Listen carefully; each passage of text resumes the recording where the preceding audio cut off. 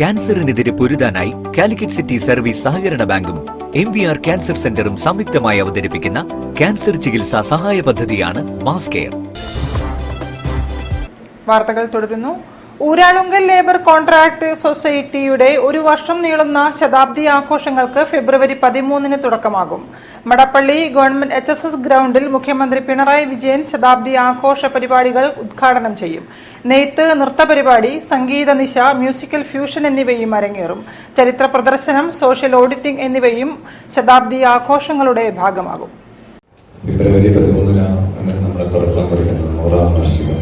സൊസൈറ്റിയെ സംബന്ധിച്ചിടത്തോളം ഇന്ന് പറയുകയാണെങ്കിൽ ഏകദേശം 18,000 തൊഴിലാളികളും 1,500ഓളം എഞ്ചിനീയർമാരും ജീവനക്കാരുമുള്ള ഒരു വലിയ മഹാപ്രസ്ഥാനമായി ലോകത്ത് തന്നെ 2ാം സ്ഥാനത്തും ഏഷ്യയിലെ 1ാം സ്ഥാനത്തും എത്തിപ്പെട്ടിരിക്കുന്ന ഈ പ്രസ്ഥാനത്തിന് 25-ലെ ഗുരുദേവൻ എന്താണോ, ഇവിടത്തെ ഗുരുദേവൻ എന്താണോ മനസ്സിൽ അല്ലെങ്കിൽ അദ്ദേഹത്തിൻ്റെ ആദർശം എന്തായിരുന്നോ ആ ആദർശങ്ങൾ മുറുകെ പിടിച്ചുകൊണ്ട് തന്നെ മുന്നോട്ട് പോയിക്കൊണ്ട് പോകുന്നത് കൊണ്ട് ULCCSന്റെ ശതാബ്ദി ആഘോഷങ്ങളുടെ ഭാഗമായി 7 ദിവസം നീണ്ടു നിൽക്കുന്ന പ്രദർശനവും സംഘടിപ്പിക്കും. സ്കിൽ യൂണിവേഴ്സിറ്റി സ്ഥാപിക്കുന്നതിനെക്കുറിച്ച് ഊരാളുങ്കൽ ആലോചിക്കുന്നുണ്ടെന്നും പ്രായോഗിക പരിശീലനം ലഭിക്കുന്ന തരത്തിലുള്ള വിദ്യാഭ്യാസമാണ് നൽകാൻ ഉദ്ദേശിക്കുന്നതെന്നും ഊരാളുങ്കൽ സാരഥികൾ പറഞ്ഞു. ഊരാളുങ്കലിന്റെ പുതിയ സ്ഥാപനങ്ങൾ സോളാർ ഊർജം കൊണ്ട് പ്രവർത്തിക്കുന്ന തരത്തിൽ നിർമ്മിക്കാനാണ് ഉദ്ദേശിക്കുന്നത്.